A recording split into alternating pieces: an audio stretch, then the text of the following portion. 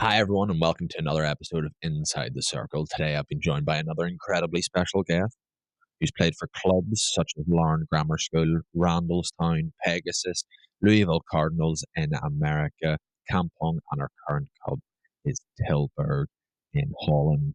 International 100 plus for Ireland, international achievements, silver medal at the World Cup, multiple winnings at the Euro Championship twos, Olympic debuts in Tokyo, other achievements off the pitch, three-time All-American, went over at Louisville, and also the captain as well.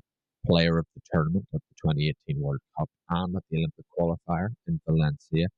Studied and received her degree in exercise science from the University of Louisville. Red Bull athlete, Ireland's most capped female goalkeeper, and the host of an amazing new podcast, Unboxed. Please welcome Ayeisha McFerran. Jesus, some intro. Oh, you really went deep there on the All Americans as well. I'm bringing up the Euro twos. Oh yes, nothing gets past me. None at all, I see. How are you doing? How's it been back playing after obviously the MCL and things like that? Good. It's definitely been a process. I would like to say I'm in shape, but round is also a shape, so you know it's okay. I forgot how hard goalkeeping was. I was back last week doing a session with the national team, and I had the goalie trainer there. And when I say I was gust after, like I was gust. So it's going well. Yeah, it's going well. Brilliant. I saw that you were back over playing with the Irish girls for a training session. How was that? You know, being back with those guys. Yeah, it was actually really good. I was I don't know. I was nervous coming in. Like it was quite. Obviously, there's a lot has happened in the past even year just within the team. Obviously not qualifying and stuff. That's kind of a bit of a spanner in the works, but. Yeah, just we're at that natural stage where there's a lot of new girls coming in. So, yeah, it was good. And it was nice to get back and especially see a lot of my friends. Like, I haven't seen some of them in months. Like, probably would have been, I think, maybe June or something. So, it's the longest we've been, that we haven't been, seeing each other in person. So, to see a lot of them and meet some of the new kids coming through, it was good. It was a bit overwhelming at times, but it was good. Brilliant. That's what we like to hear. Right, we'll take you back. We'll take you right back to the start. And Lauren Grammar, Mrs. Knox, would you give them credit for your humble hockey beginnings then? Oh, absolutely. Gosh, bless her, Miss Knox. Oh my gosh. Like, I don't know how she coped with me. I say this all the time because I was that kid that was just mayhem, had to do everything. So, but she was brilliant in the sense that she just really supported me to kind of just keep going. She obviously understood that I had a lot going on away from school and sports. But she was so supportive in everything with me. And then obviously she was the reason why I went to play at Randallstown for 3 years. She was my personal chauffeur going there up the Antrim every week. But I definitely say it's a huge cornerstone in me playing hockey and me being here today. Like, yeah, it's amazing how many school PE teachers and school hockey coaches probably have credit for I think most players that are playing about now internationally or anything. They tend to pick someone up and go, actually they're quite good and help them through. So it's always good to see a PE teacher get the credit. I agree, because I feel like a lot of the times it's always, the regional coaches or club coaches, but actually like in terms of support systems that the PE teachers try and encourage and teach into the kids, I think a lot of that is forgotten. So I would definitely attribute a lot of that to her in the school system, where they just kept they tried to give me structure, and obviously like school is important, but she obviously understood and seen that hockey was an outlet for me. It was a good platform for me to go and try and play, and if it worked, it worked. If it didn't, it didn't. But I think a lot of PE teachers get missed out in that boat when people do look back and see how important they actually are. And then was it a bit of the Irish Johnson that probably then came in and helped with a bit of footwork? Oh, Jesus, between that, probably the football was the big one. Like, okay. Yeah. So I remember it was, it was first year in school, and like so I played goals in primary school. I did everything in primary school, Mhm. and the Miss Knox, she came in, she said something, and I was like, pick me, I want to do it. And she's like, oh, perfect, that'll do. I had no idea what I was signing up for. She's like, that'll be good, you play football. I was like, oh, right, okay. And then so it was obviously to come and get this big bag handed to me, and I was like, what on earth is this thing? Like, go away here.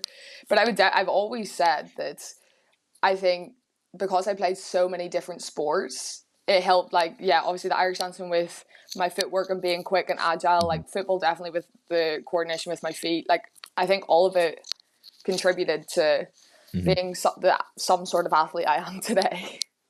Yeah.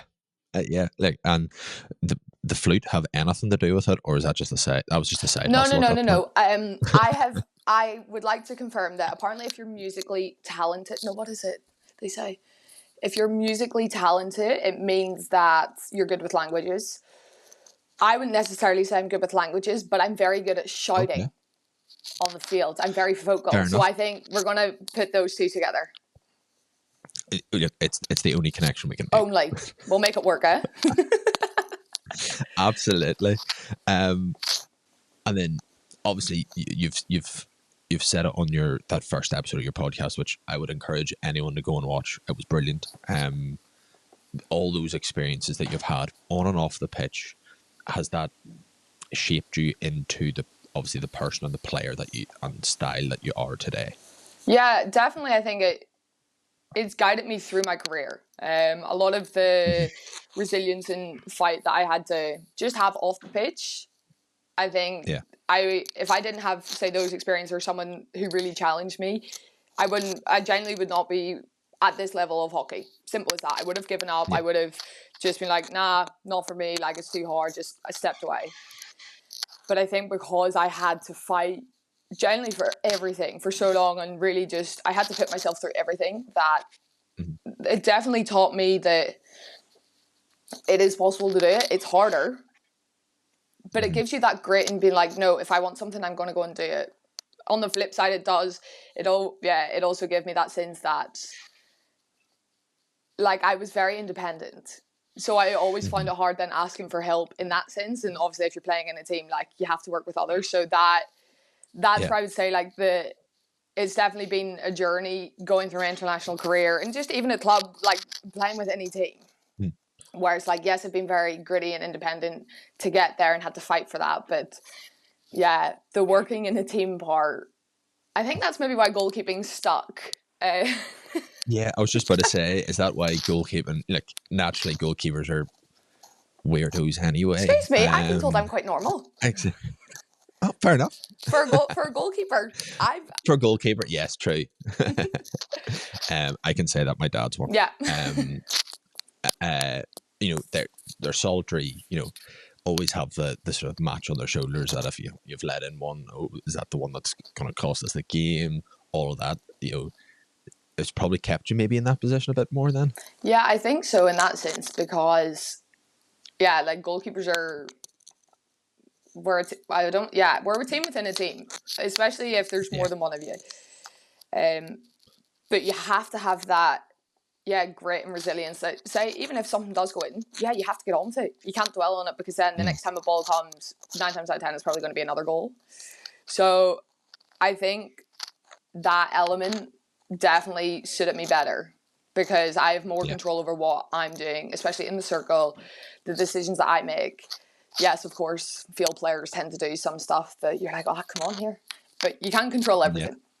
But yeah, I think that's probably why goalkeeping stuck a bit more. There was less running involved. Yeah. And again, I was with a goalkeeper father. It was told, no, you're not going to be a goalkeeper. So I did the next position closest to avoid all the running, which was a sweeper. Fair. Sweeper centre back. So yes, I will agree. The less on running, that the one. better.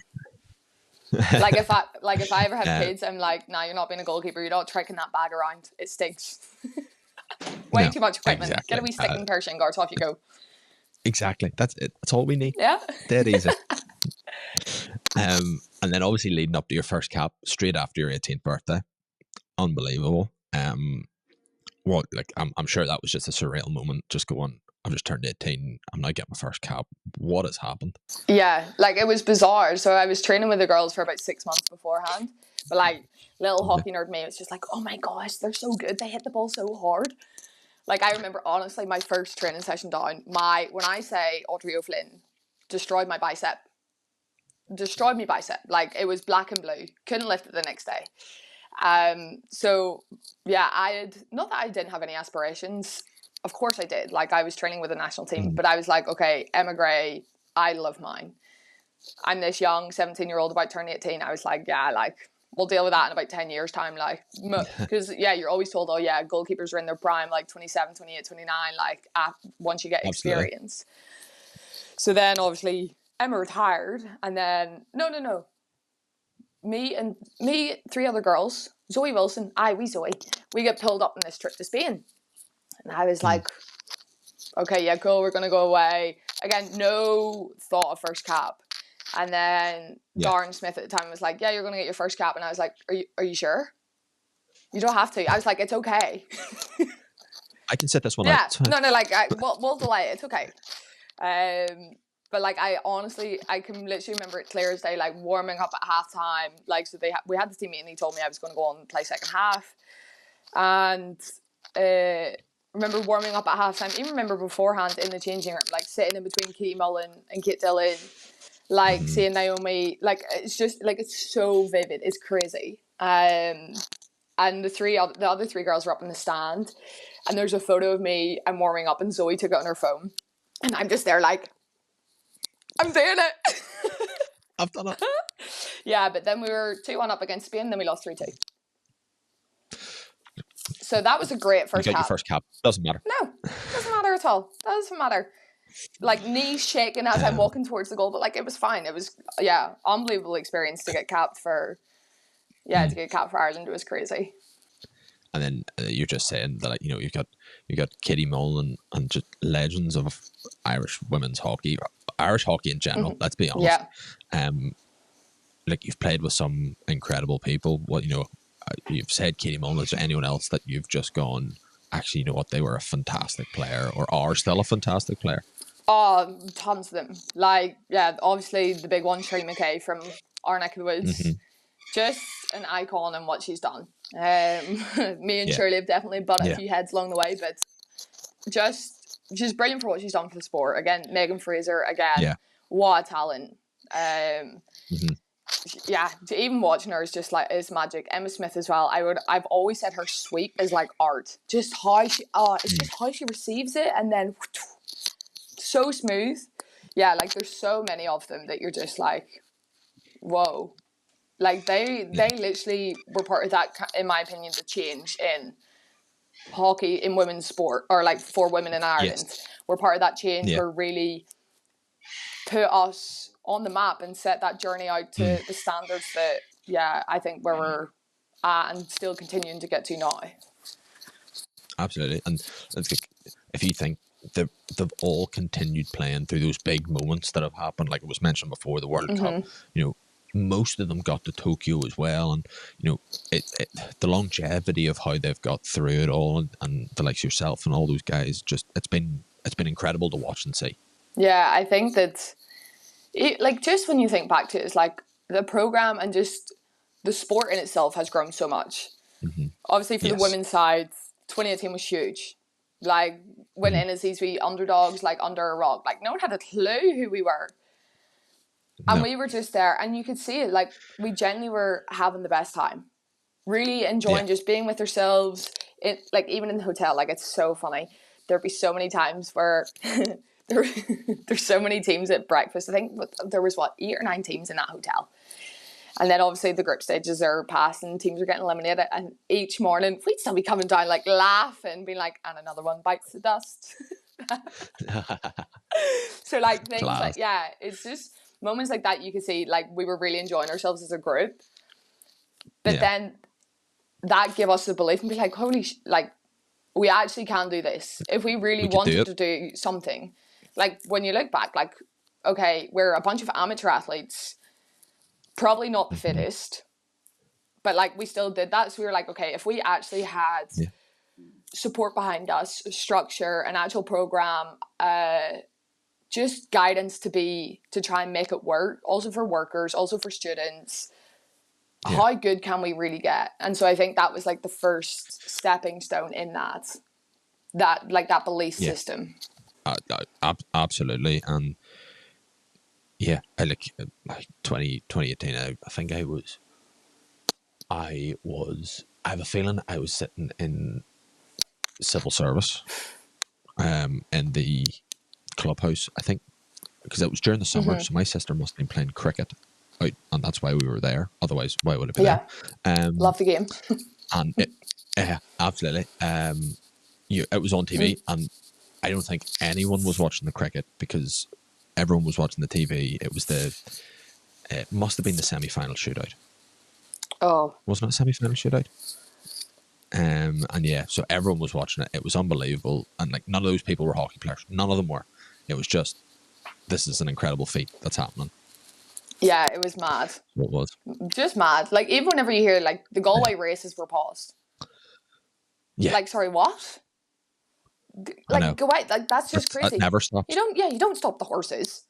Who stops the horses? So, No. yeah, to hear stories like that, and even like, I think there was there a bar or something somewhere, and they were naming all the drinks after the players. Oh, gas. Like, actually, I'm sure one of the girls still has that. Like, there was a drinks list, and it was like, yeah, I can't even remember half the names, but I remember, like, there was a drink after Chloe, drink after Shirley. Like, it was Brilliant. So funny.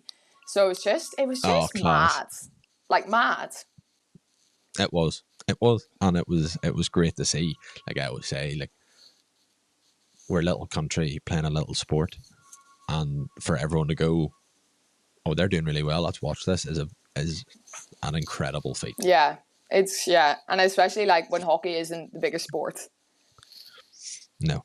So in that sense, it's still something that I think as a group we're so proud of, and yeah, myself individually, like to be the first Irish sports team to get to World Cup final. Mm-hmm. Yeah, like it's not a bad bit of history to have in the books. Absolutely, and there's more of that later on, of more history in the books. I know. You've then ended up playing with oboe gear throughout your career, from Larne to now. Like, is it just because that was the first kit you were handed, or you always went, my idol's playing this, I'm playing in this? I think it was. I can't even remember the first gear I had, so it would have been like in second year in school. I remember it being yellow, and can't remember the brand or what it was. And then I got pulled in for an Irish trial, and like obviously school kits are never. It's always like you're falling apart. Like it's a jigsaw of what equipment is available and is it still together. If not, wrap a bit of tape around it. So then I remember I got pulled into the Irish trial under 16. And I was getting, like, the girls can hit the ball. Like, even on my school team, like, there's a few girls who could tonk a ball. And I was sent to the teacher, and she's like, right, okay, we need to get you new gear for health and safety. That was literally it, health and safety. No, I had no idea about gear. Because obviously now I wear yellow, so I'm quite a yellow person. So I liked my yellow gear, but it just, my toes were getting battered. So then, she went on, looked up, bought me the oboe gear. And just since I've stuck with it, I love obviously Emma growing up, like Emma Gray, the keeper before me, I would always tweet her and be like, because she would be like, oh, what colour do I get next? And I was like, green, you obviously play for Ireland, you have to get the green gear. Green. Obviously. So I would always have followed her. And Rachel Lynch, so she's the Australian goalkeeper, so both of those wore oboe, and they always had colours, just different colours, and I like that. I like that you could kind of personalise it to what you wanted. So then, my teacher ended up getting me black gear, and I was like, oh, that's lovely, isn't it? But in terms of like the health and safety, it worked. Yes, absolutely. But then since then, like I've had a few other kits on, but it's, for my style of play, it's always worked for me, and I love the protection and the longevity of it. It's just, I'm 10 years deep now, actually a bit longer at this point, so I definitely wouldn't change it. I couldn't change it. I'm too far in. Yeah, absolutely. You've committed to it. Yeah. That's fine.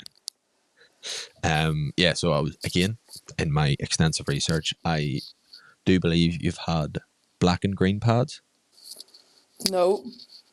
Oh, damn! I've seen the wrong picture then. You have, I? I've had black. Oh, So my first pair were all yellow and black. blue. Yeah. What was it? Black, and then I had green and purple.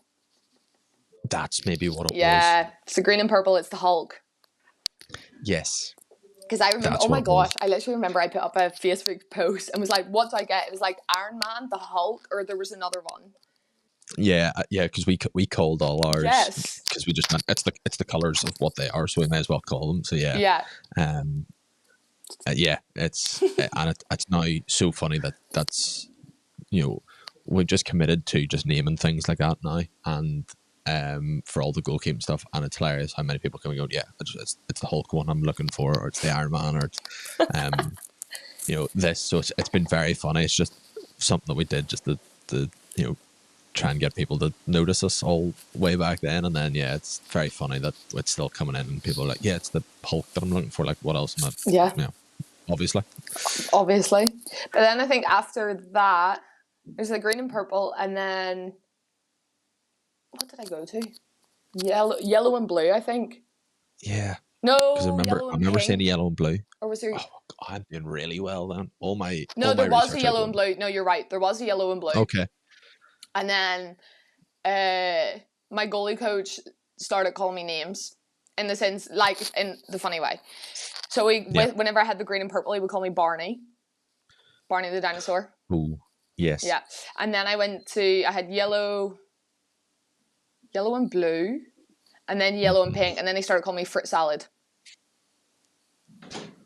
Yeah, well, that is the name of them, so he is correct. Yeah, it works, I guess. And then since then, like, yellow's always been I don't know, just it's always been there, I think, because no one else played in yellow. Yeah. And then the Argentinian, so I had it for a tournament. When was it? I know it was a tournament sometime, and I was in the yellow and pink, and then I seen the Argentinian goalkeeper get it, and I was like, she copied me. I'm not unique anymore. Oh no. The end of the world. I know. Oh, brilliant. And so you're obviously using so it's the all plus gear you're using, the yellow plus gear. Yeah. What are your thoughts on it? A lot of people love it. A lot of people still trying to get used to it, and that sort of square shape. How have you found it all? I know you've been using it for a few seasons now. I can understand why it takes people time to get used to it. It is different in that sense. Depends on your style of play. I really like it. Yeah. It suits me once you learn the techniques on how, say, to slide, for example. That's a big one. So whenever you're sliding, like the ones before, they have more of like a curved front, so they kind of sit more, square on your leg, or like more natural on your leg, if that makes sense. Yeah. But then with the plus ones, as you're sliding, it needs to be able to rotate a little bit. Right. So things like that, even with if you're logging at corners as well, you need the leg guards. So your bottom leg, as you log, needs to be able to rotate a little bit so that you can get flat and stay over the top of it. Yeah. So there's a few definitely technical elements like that. Obviously they are wider, so it's getting used to them being in those positions. And how you get up and how you get down is maybe a little bit different. So it did take time to get used to, and it's, I think, just the more I played with it, the more I felt comfortable with it. And now, like, I wouldn't change it for the world. Even the glove, like, you're like, okay, like, there's what I think is 25% extra length in it. Yes. So you're like, in the grand scheme of things, you're like, it's not that much. But now, like, in games, like, I'd be making saves and it'd be just tipping off the edge of the glove, and I'm like, okay, there's that 25%. Yeah, absolutely. And then do you have a specific setup that you like? I know everyone's different. Do you like having an extra layer of anything on, or is it just as tight as you can get for that movement element? I like being snug. Like, I like being suctioned into my gear. So like, even like now, I love that it's coming into winter, so I can wear like just my thermals and then everything tight.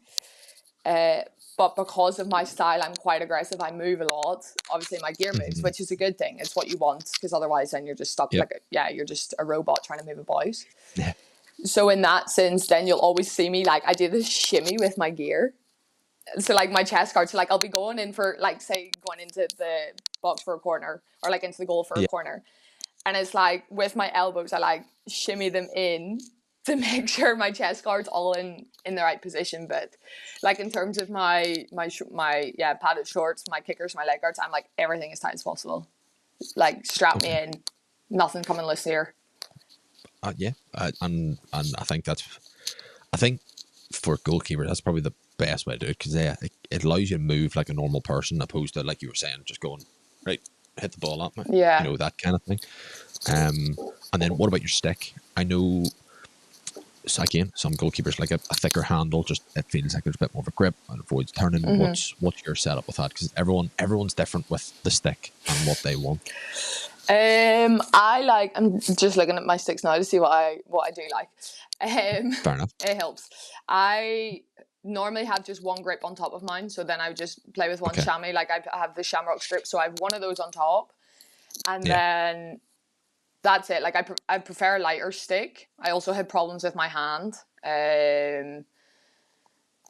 where then I was just trying to manage that, so a lighter stick sat better. But I would have, because I also have the plus right hand.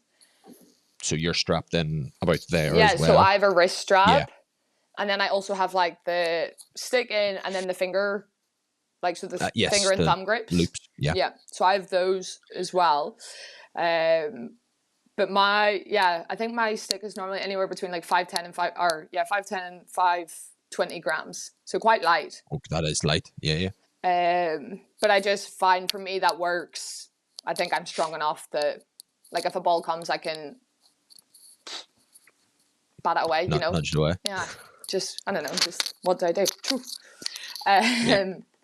So that's how I would normally have mine. I've quite small hands, I think. So then, like, I used to play, my coach used to laugh at me. So, like, now I have the large glove. Yes. So before I used to have the medium one, and then Nidge, the goalie coach, was like, would you ever get into an adult glove? Stop playing with those kids' things.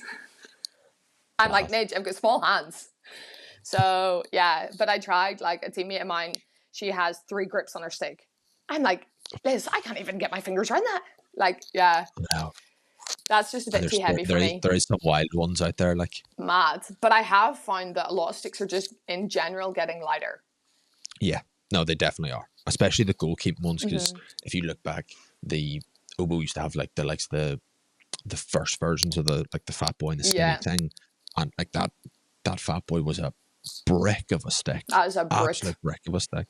But the new ones that they've done are so much nicer. They're a lighter, but still that nice big thickness to it. Yeah.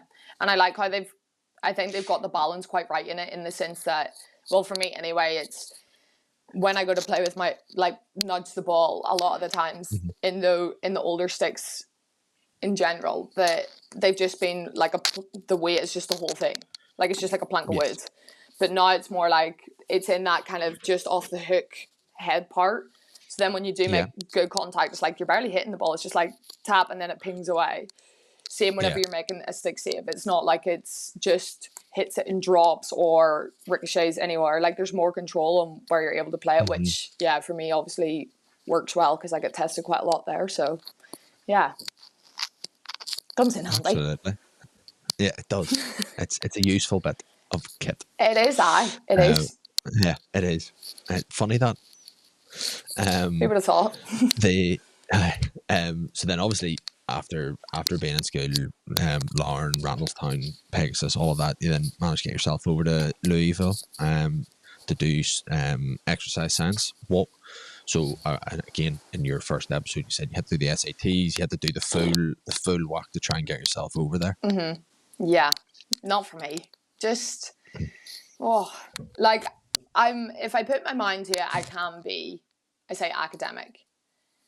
But by choice, not really for me. And that's fine. Like, not everyone can have it. You can't. I would say I'm street smart over book smart. Like, fair enough. Simple as that.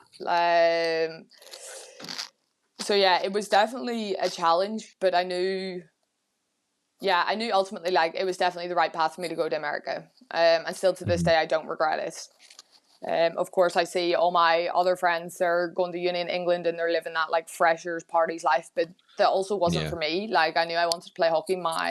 That is what at that moment I lived for. Yeah. So I was like, okay, if I really want to go to America, I have to do this. If I want to get into a good school to play a decent level of hockey, I have to have this. So it was more of like a needs must do it thing, get it done. It's not gonna be fun, but you just have to do it and get over and done with. So thankfully on the second time I got it. If I had to do a third one, cheers, I don't know about that. Fair enough. But look, thankfully you got in, and like I said before, All-American captain, just unbelievable. Obviously the US universities over there are just they're very sport focused with academics as well, but like the facilities over there, even again, hockey or field hockey over there is a minor sport. Oh, irrelevant. And not even worth mentioning nine times out of 10 for them. But the facility, like you could see in your stories and your posts, the facilities over there are still unbelievable, for a minority sport. What was that like? Was there major differences between what you were using over there to then come back and say in Europe, use what you had, for Kampong and Tilburg and things like that? It was different. It's very different. Like, as you said, the facilities are class. And I was also very fortunate that Louisville was quite a big sports school. So we were, like, there wasn't any, at the time, professional teams in Kentucky. So it was us and the University of Kentucky. So a lot of government money, everything was into the college system. So it was really cool in that sense. But it was even just, it was phenomenal just to be able to go there. And we were lucky in the sense that, like, our gym was right beside the hockey pitch. Brilliant. And it was huge. Like, there'd be 30, 40 racks in an indoor track turf area. There was upstairs, there was a nutrition kitchen bit. All the equipment you could dream of was there. It was phenomenal. So, like, still, that's better than anything I use now. And like, I love my gym where I go to in Holland. It's a bit of a CrossFit gym, so it means I can do weird stuff and not get judged for it. But the facilities are class. So I would say it's different in that sense because obviously in America it is big focus on your physical output. How strong are you? How fast can you get? How much, like all that sort of stuff. I think it's changing more now because from the first S&C I had to the one whenever I left, there was also a change in, I think for the sport, understanding the sport, what was needed. Like it's more high repeat speed instead of just run. So there was a learning point from that aspect from even just the S&Cs there. Yeah. But also then when you come to Europe, it's more, okay, if you want to get better at hockey, just play hockey.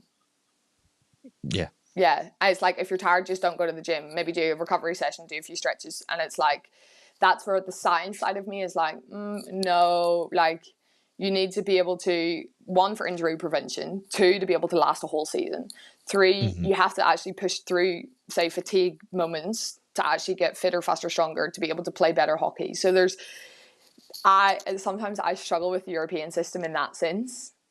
Yeah. Just because I come from a science background. I understand, well, I wouldn't say I understand it. Like, I know about 3% that my piece of paper tells me I know. So that's where, in that sense, it is different coming to Europe. Yes, there are facilities and really good gyms, but like we don't have a gym with my club now. Like at Kampong, we did because there was a physio beside it and we had access to it that way. Yeah. So each club is very different in how that all works and their facilities and what they have. So I think we have a membership to, I don't know, like a big kind of wellness center that has like a swimming pool, sauna, gym, all that sort of caper, but like it's down in Tilburg and I live 45 minutes away. So I was like, as much as I love going to Tilburg, I'm not doing it for the gym. Yeah, not every day. No, thank you. No, thank you. And Dutch people don't know how to drive, so then it's even longer. Yes. and it's a probably even longer trek than on a bike as well. You know what? I did consider going for a cycle down there once, because like whenever I was injured, I don't run. I'm really fast like once or twice, and that's enough. But then I got really, really into cycling whenever I did my knee, like to the point where it's like, I'm one of those people, if I get into something, I have to do it properly. I have to have the whole gear, the whole shebang. Because why not? So then like when got a bike and everything, like I'd be out doing serious kilometers like during the week, especially for someone who's not a cyclist. And then I was like, oh, it'd be cool to like cycle down and cycle back up. And then I looked at how long it was, and I think it was like 4 hours down. Because it's not as if you can just go straight down the motorway. Like you have to go in through all the towns and the villages and take all the cycle paths. So I was like, I don't know if I'm that into it. Yeah. Yes. Yeah, no, you'd have to be into it to do that. Yeah, though I actually I do love it, because there was moments where I was in Austria and rented a bike and went up around the mountains, and it was phenomenal. Like I was surprised at how much I actually enjoyed it. Like just put earphones in, podcast on, off you go.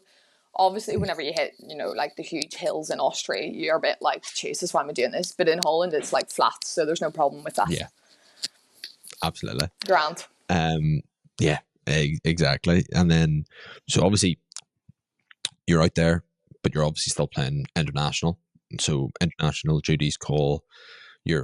How's the flying back and forth, that travel aspect of going back and forth? How regularly was it that you were doing that? It wasn't as much as people might think. So we tried to plan it that, say, during my season. So like school hockey season in America is kind of end of August to second week in November. Okay. And so that's also not really international window, which kind of works out perfect. So then I was able to kind of stay in America that whole time, focus there, also on my studies and playing. So that was perfect. I normally come home for Christmas, and normally in January you go away in a warm weather camp somewhere. So then our semester started back quite early. So it was like the second week of January normally. Okay. Also because we had the Kentucky Derby, so had to factor that in. Had to be there, yep. Priorities. So then I would normally go back late for like the start of my semester. So then I would kind of I would make time then to go join the national team, go on training camp somewhere, wherever it was. Spring break was normally another big travel one. We 9 times out of 10 played GB, went over to Bisham, and there was one, I think my freshman year we went to New Zealand. That was class. We were in the Hawke's Bay tournament, so I think my freshman spring, like the semester's like 12 weeks, 14 weeks or something like that, and I was there for about 6. So how I passed that year, I have no idea. So it was it was good in that sense that obviously the international calendar is kind of more during the summer. Well, then it was more during the summer. So I was able to make it work that way. It wasn't necessarily like I was flying back and forth every week, every other week, because otherwise it would have just been too much. Like, at the time I would have been like, yeah, no problem. Like, I'm young, I can do this. But now if I think back, I'd be like, Jesus, that's mad. That's a lot of sitting on a plane, getting off a plane, which is tough if you're trying to sort of keep things going at the best of times. So that would have been horrible. Yeah. Well, I actually the thing is I don't mind traveling. Like I actually I don't really sleep unless I'm horizontal, so not much sleeping was happening. But I actually don't mind getting on planes and just sitting there, because it's actually time when I can sit and do my own thing. But it does, the airports wear you thin, and people. Yeah. People. Tough job. Yeah, that's airports. If you could just cut that airport bit out at the front. Fine. Dream. Absolutely fine. I'd be traveling every other day if I needed to. Exactly.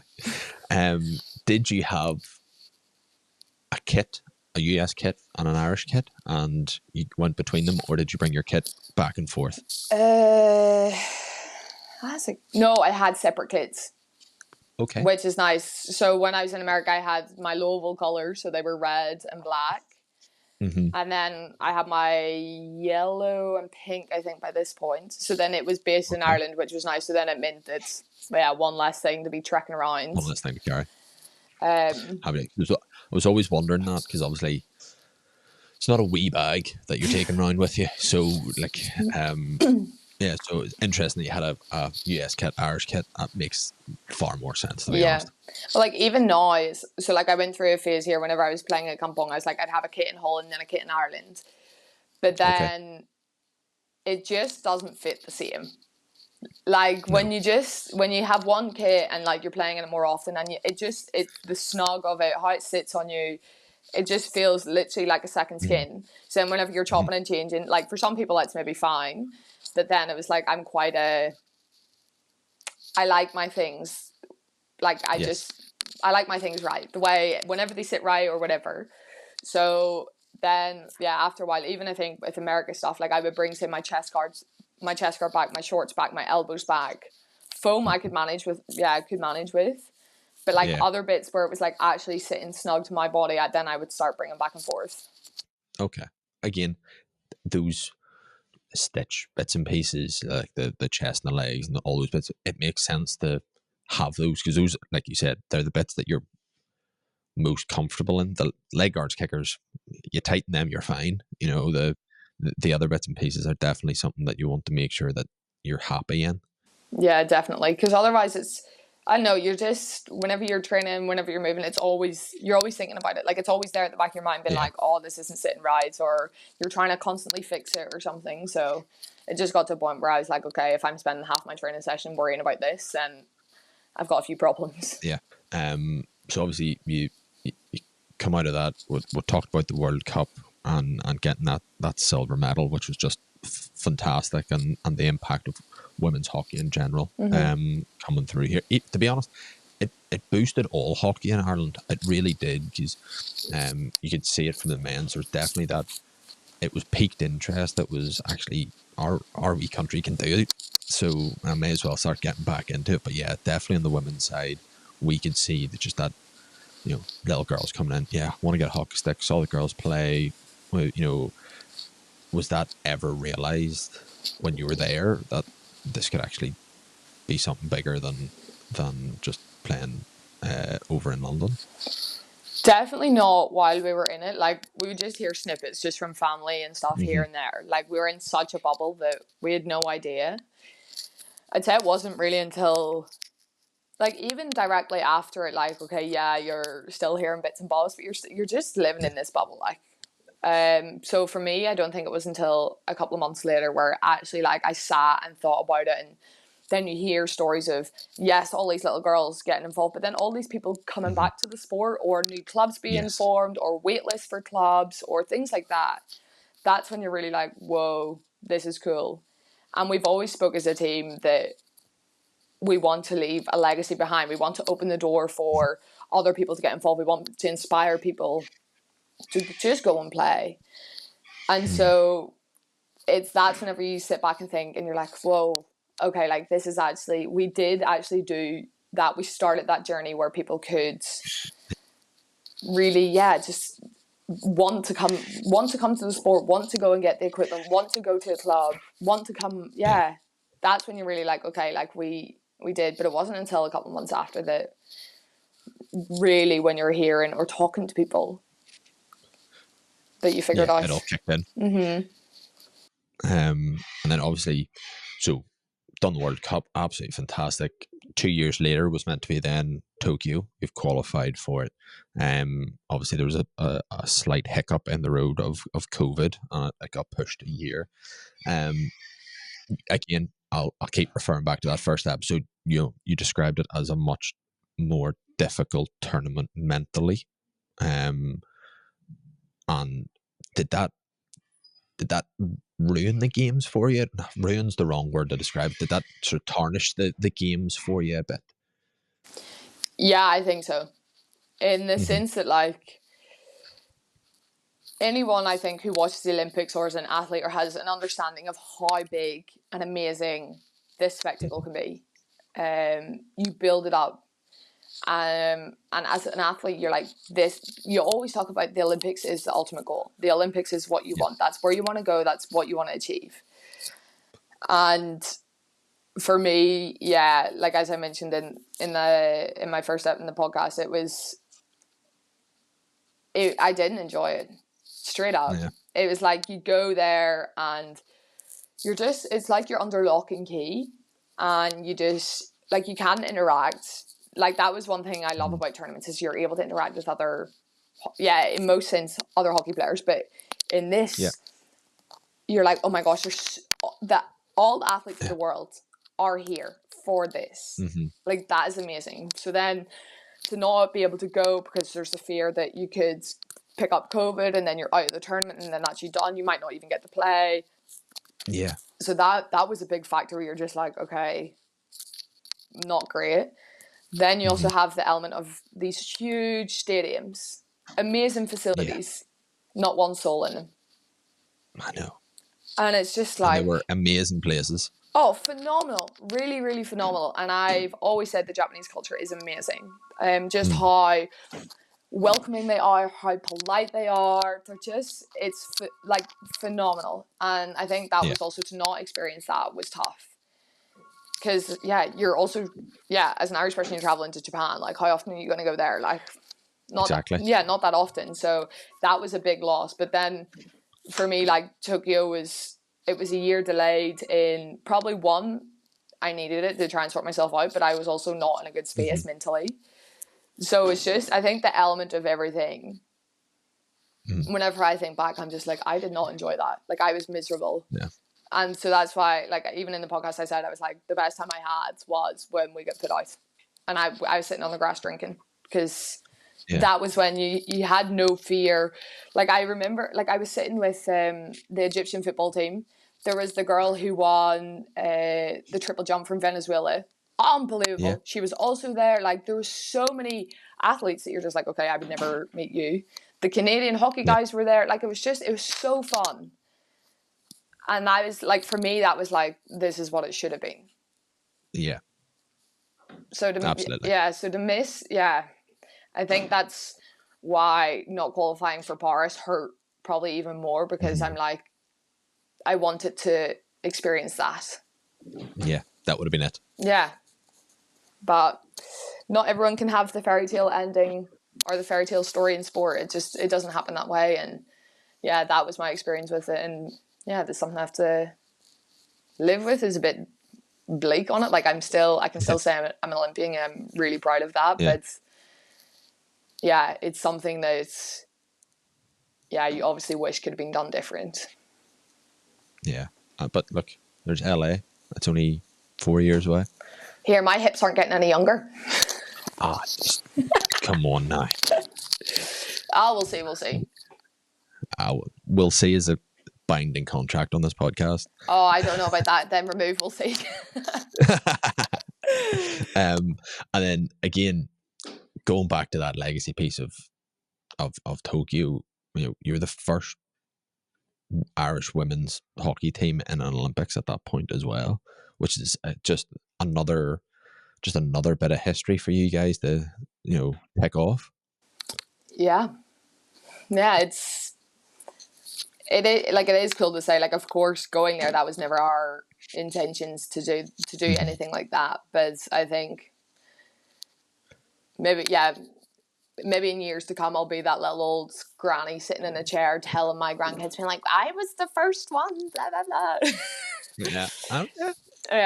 So it is, of course, something to be proud of, because I think just in the world at the minute, we're moving through such a transition in female sports. And especially in Ireland, I think that we're still I don't want to say so far behind. It's definitely got better even in my career. But we've a long way to go in that sense. So I think to kind of prove in Ireland that women's sport is something, not just hockey, but just all women's sports, women athletes, we can achieve pretty good things. And even if you look at the past kind of couple of years, there's been a lot more success in female Irish athletes than in the men's side. So it is a testament, I think, to the work that has been put in, but there's a long way to go. And I think, it's just been a stepping stone in that sense, I think, in my opinion. I'm not speaking for everyone here. Look, I would agree. I think the steps forward have been fantastic. As usual, there's always more steps to go. back then to Europe. You've done all your traveling. You've back from Tokyo. You're then playing for Kampong again. A bit like you said, it was an interesting experience for a whole bunch of reasons. Mm-hmm. Can you tell us a bit more about it? I mean, it's Kampong. It's one of the biggest teams probably in the world. Mm-hmm. You know, I've been to the club, and as a hockey player, you're sort of going, so this is what it could be, that kind of thing. What is it like out there? Crazy. Like, as you say, it is one of the biggest clubs in the world. I think they have a lot of other sports like cricket, tennis, shadow bowls, all that Yeah, sort of stuff. But in hockey alone, there's over 3,500 members, which is insane. Like, genuinely insane. scary. You don't get that anywhere else. And to have a club with, I think, 8.5 hockey pitches, like Yeah, a dreamland. unbelievable. So yeah, it was like it's a very very important part of, again, who I am and where I am now. They took a chance very late on in the kind of in this summer calendar on me, because they were looking for a goalie. Because initially I was in contact with another club, and then last minute they decided that they didn't want a foreigner again. They wanted a Dutch keeper. So then I knew how the system works. Yeah, So they called me and flew me over, and I was like, I would have signed a piece of toilet paper if I needed to, like, fair enough. because it's one of those things. It's like, once you're in the country or like in a club, it's easier to scope it out and whatnot. So I Yes. flew over. Dave Hart obviously helped me a huge amount because he's also there. And yeah, like, I think I technically I had like one full season in that sense, because my first season, it was halfway through, and then it was like March the following year, COVID. Yeah, So then there goes yeah, that season. The following yeah. year, same again. Like, we played half of it, and then we had to stop. Like, there was a point you were allowed to train in groups of 2. So it was like, it was bizarre. Yeah. But I think there was a lot of problems in the club higher up. Like, I had 6 coaches in 4 years, which, take what you want from that, It's never but good. Yeah, it's not an ideal situation. But I think there was a lot of transition in the club. Obviously, the men's side was doing very, very well. There was a lot of investment in them a couple of years beforehand, and that wasn't replicated much in the women's side. And yeah, just, there was a lot of things higher up that was going on. You then obviously have a lot of very talented Dutch kids coming in, and some of them I'm still very good friends with. But it just, a team wasn't made.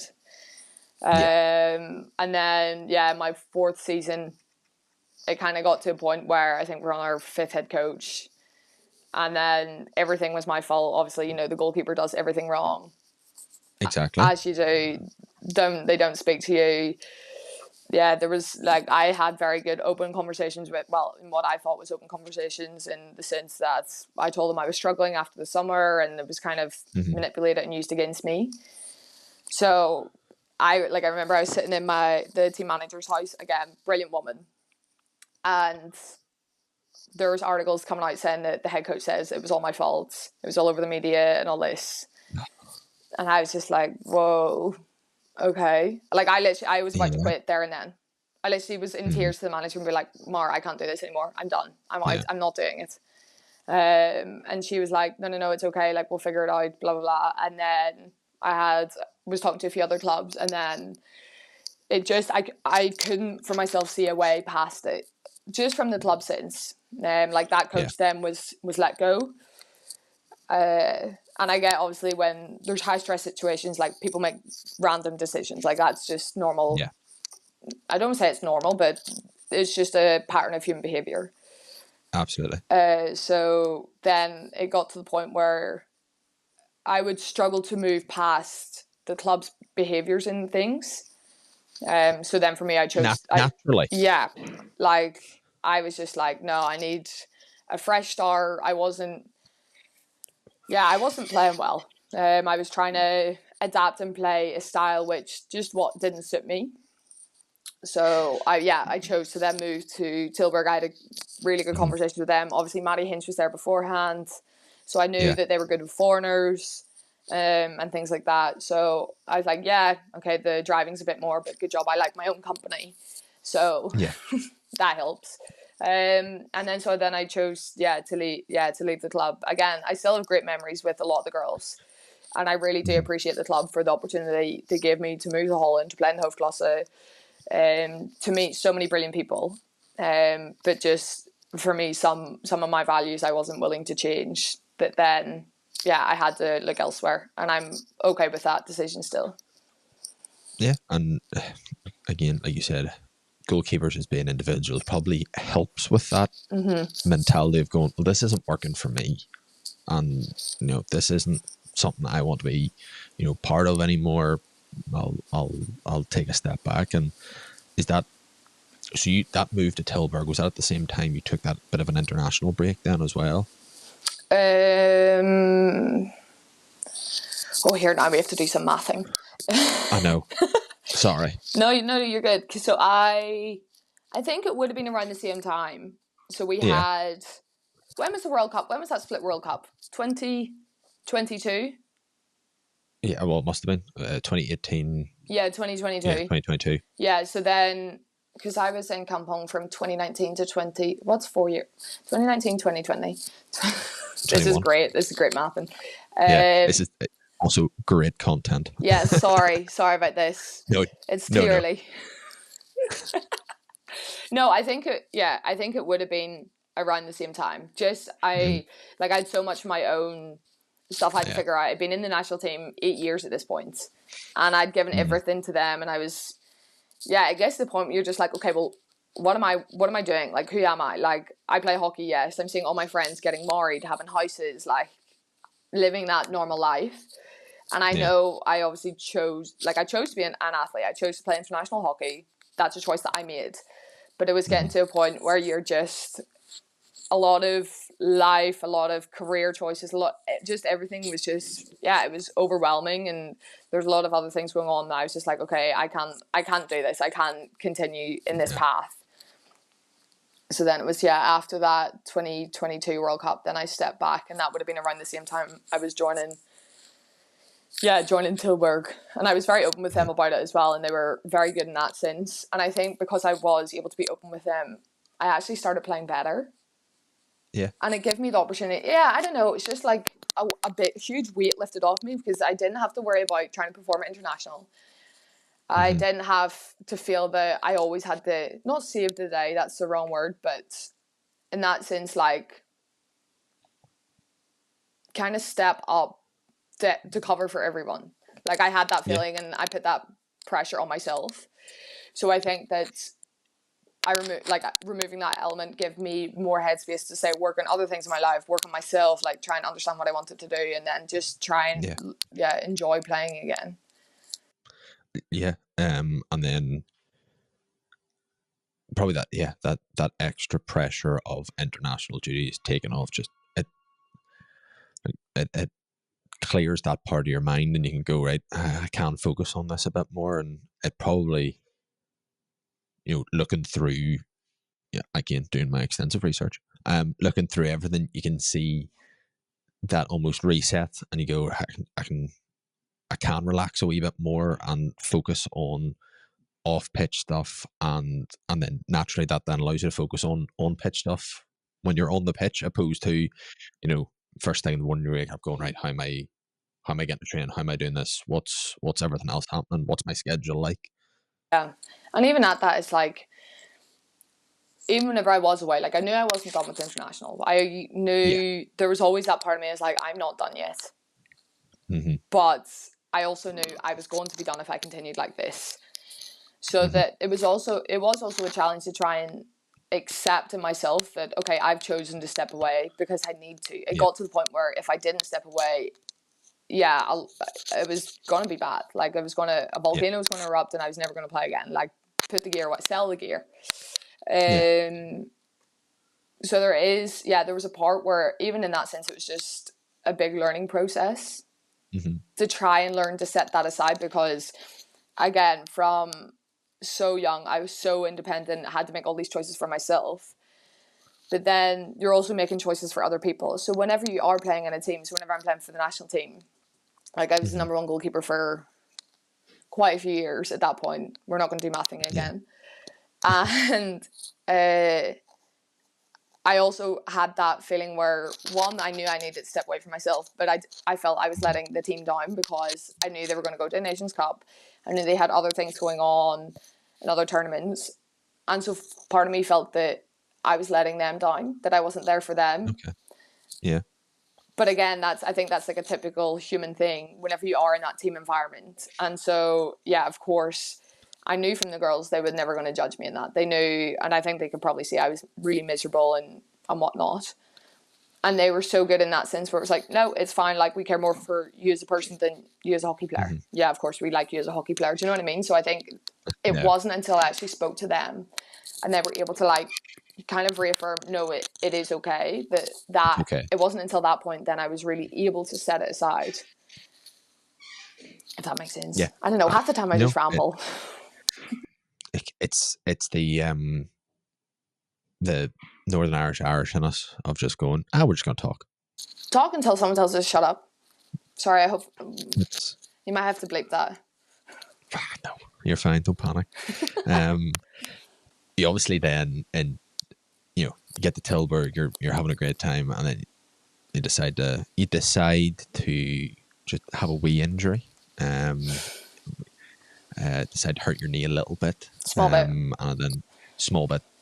It's very minor. It's only an MCL. It's not anything major. Nah, who needs them? Not a goalkeeper exactly. anyway. No, don't need your knees. Yeah. So, again, going back to that first episode, you said you were very lucky that the likes of Tilburg, and then obviously then that connection with Red Bull allowed probably an easier, or not an easier, a better pathway into sort of rehab for it. Yeah, definitely. Like, it was bizarre and just how it all happened. So, like, we obviously had the Olympic qualifiers in January, and then it was I slightly hurt my hand. Like, I was having problems with my hand, so then I had a few weeks out for that, and it was my second game back, 4 minutes in, just making a regular save. Like, nothing out of the ordinary, just from a corner, not even in, like, a weird position, and it just gone. And so that's where, like, the club coach straight away was like, doesn't matter what it is, we'll get through it, we'll fix it. I sent a photo to my Rebel manager of me on crutches, and he was like, what have you done? What do you need? Like, do we need to get you to the APC? Like, straight away, he was brilliant. Brilliant. Stephen my manager Stephen was fantastic in that sense, that he was just like, whatever you need, we'll figure it out, we'll make it work, we'll get you sorted. If you need to go to the APC for 2-3 weeks, like, we'll figure it out. And the facility over there was phenomenal. So then the plan was kind of like, I went for a scan here in Holland, but the Dutch medical system is a bit, I don't want to say bad in any sense, but it's different to what I'm used to and how thorough it can be. So initially I was told it was like relaxed, maybe a little bit. Just pop a paracetamol and you'll be fine. So initially I was told that just wear a brace. You can walk on it fine. Wear a brace for a couple of weeks and then you'll be okay. Brilliant. And I'm like, again, the science side of me is like, I know that's not how ligaments work. Yeah, I know that. Yeah. And also, I'm a goalkeeper, so everything I do is on the inside of my knee. Yeah. So then that's where, with Red Bull, they have doctors and physios in-house over in the APC, so it's in Austria. Okay. Phenomenal facility. Like, it tops the American stuff. Phenomenal. Okay. Like, it's class. And so I went over there, seen, like, they had a doctor in-house. We did the testing and stuff there, and then we went for more scans, and he's like, no, like, you've did a good job on her here. Like, yes, I tore my MCL, but then there's other damage on the other side of my knee, and there was quite a lot. So it was just with them, we tried to make a plan then between them and the national team, and it was just getting messy. So we decided that Red Bull, like, I would do all my basic functional stuff with them. So, like, walking properly, doing stairs, like, getting up, get my strength back, like, things like that was all going to be done with them. And so that's where the club gave me quite a bit of freedom. So I would have spent about 7 weeks in the space of 3 months there. Just, right, okay. Yeah, just because, like, I couldn't really do anything for myself. I couldn't drive. I couldn't, taking stairs. What was that? Yeah. So like I was able to do that and just solely focus on me there, which, yeah, like how often as a team sport athlete do you get that where you can actually just kind of remove yourself and then really focus on your own rehab and on what you need. So yeah, that was phenomenal. Also in Austrian mountains, which is gorgeous, like phenomenal, like postcard material. Yeah, it was just, for me at that time, it was the best thing I could have asked for and the worst. Yeah. So yeah, worst places to go, I guess, for my rehab. That's very true. You could have been stuck in rainy Larne. Here, get out of here. There's nothing wrong with Larne. Sometimes it's sunny. No, there's nothing wrong with Larne. Sometimes it's sunny. A bit like anywhere here, to be honest. Exactly. At least we have the boat out. Yeah, that's true. That is true. And then obviously, as all that's going on, I'm sure, your partner Annie and your small child Remy helped get through all of that then as well. Yeah, it was crazy in that sense because obviously Anne was playing with the Dutch team.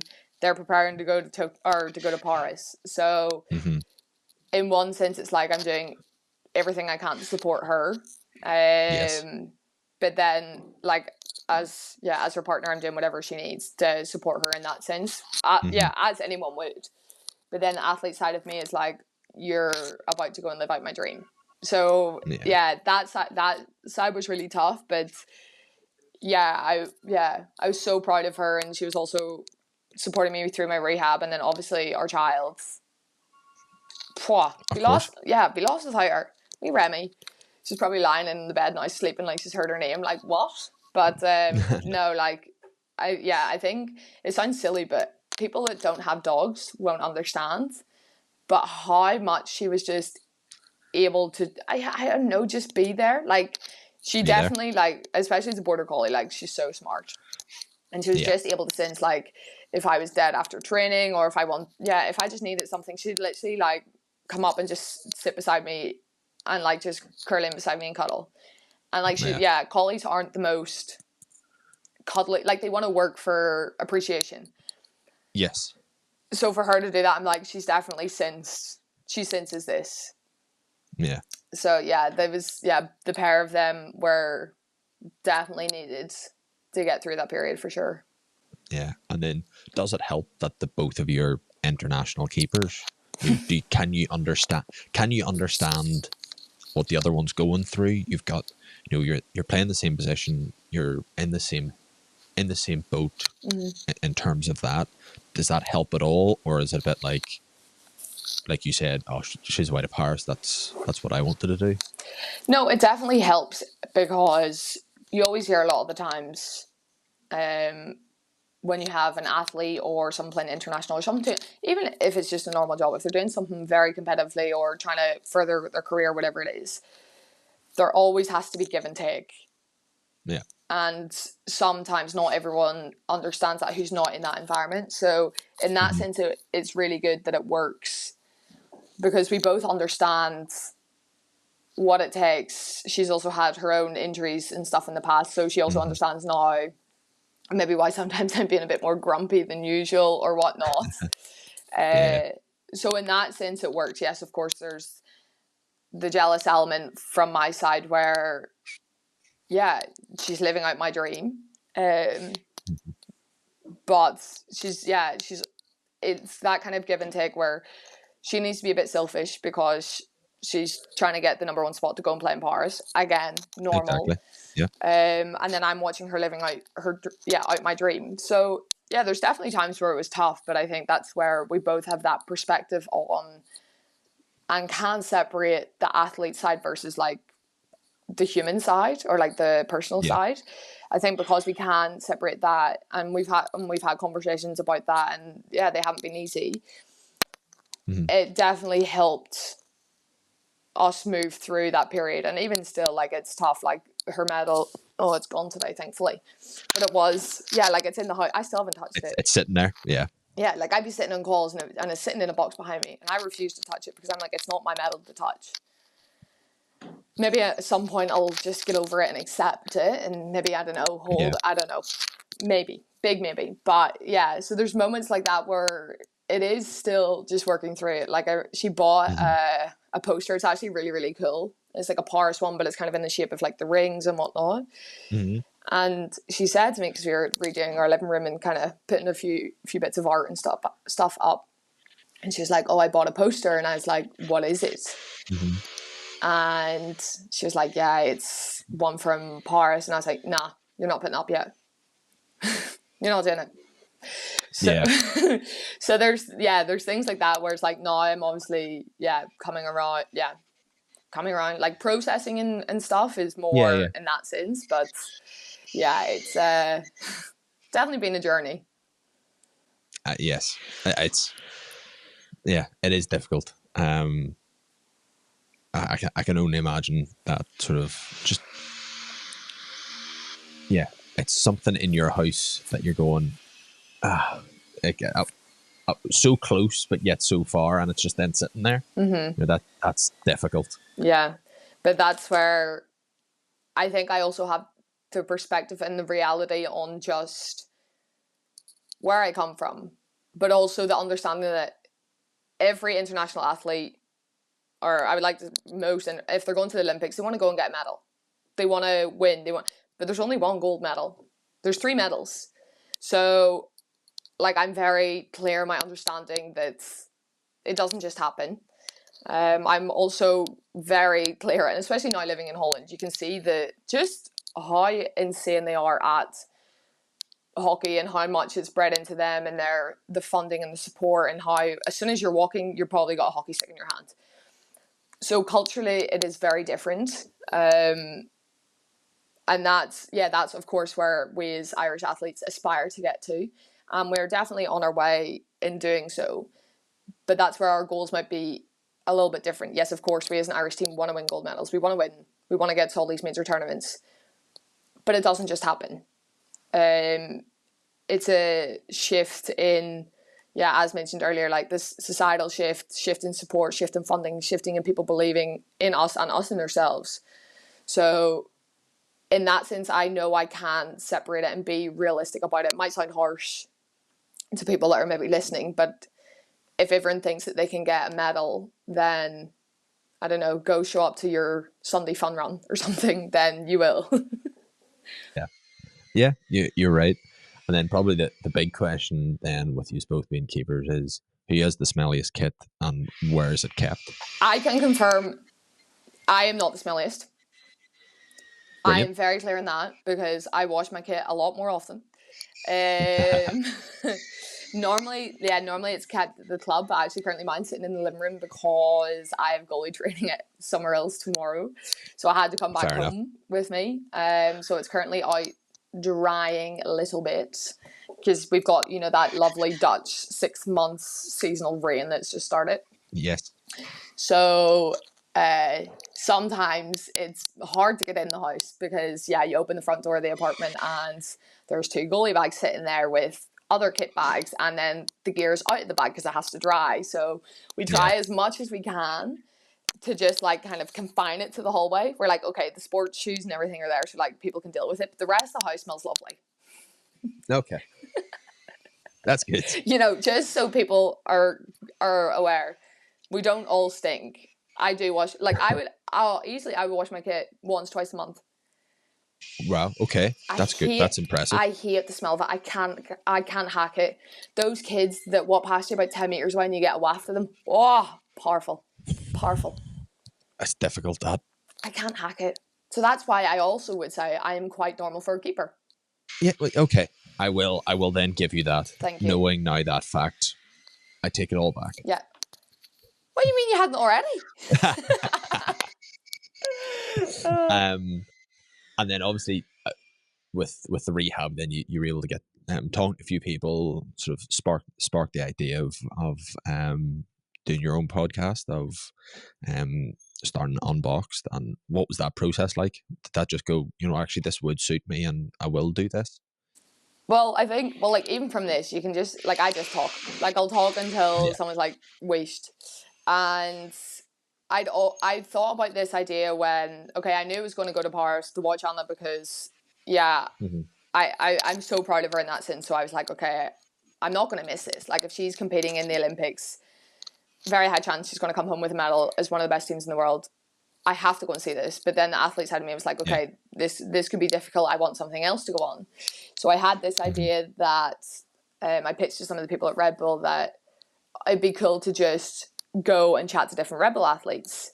And then so I was at this content summit with Red Bull. Somehow they picked me out of a bunch of other athletes because, again, I just waffle on. And I met this girl from the podcasting department. It's like, look, I have this idea to create maybe this podcast around chatting to different Red Bull athletes, blah, blah, blah. We got a little bit more into it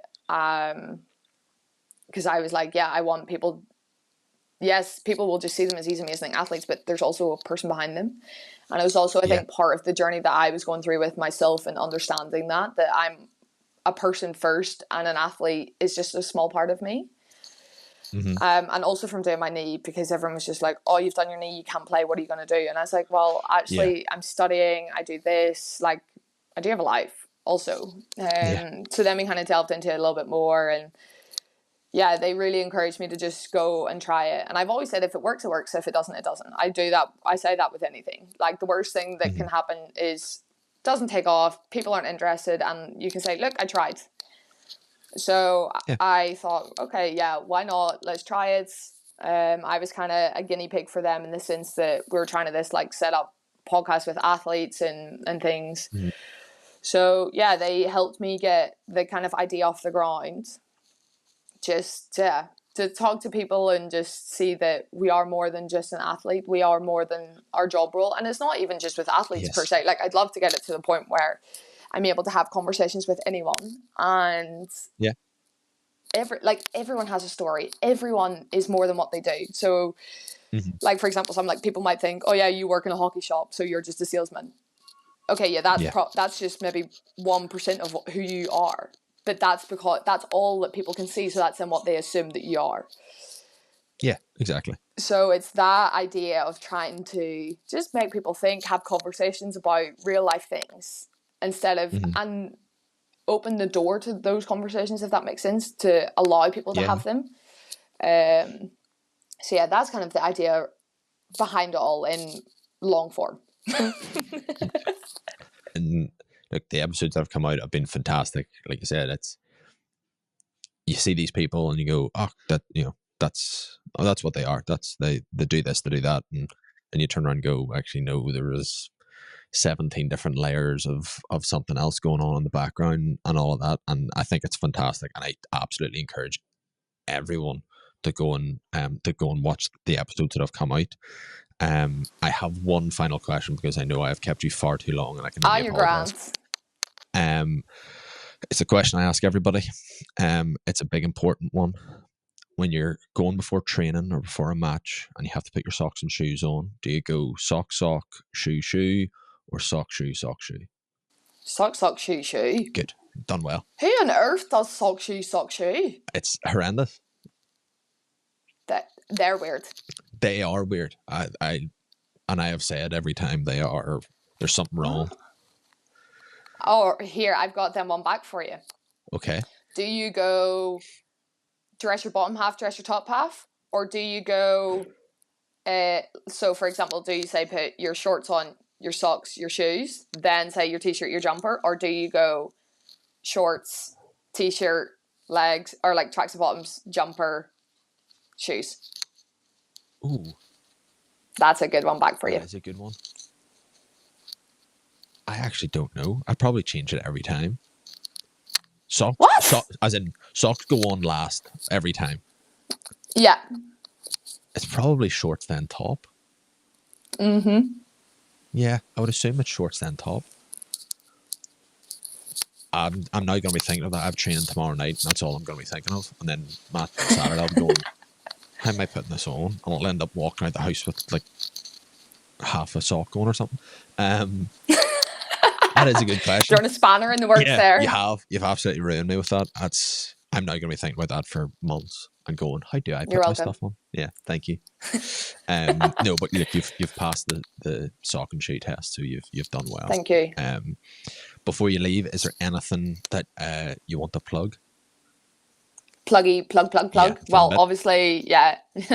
No, obviously, yeah, you've mentioned my podcast, so I love even just people just give it a chance and listen to me waffle away. Even if it's not my episode, there's an episode with Rachel Lynch, obviously icon in the hockey goalkeeping world, like simple icon, but yeah, she's what a woman. She is just an absolute legend. So yeah, if you want to go listen to Unboxed, it's on Spotify, Apple, any of your listening things. Also on YouTube, get the whole network and subscribe while you're at it, Exactly.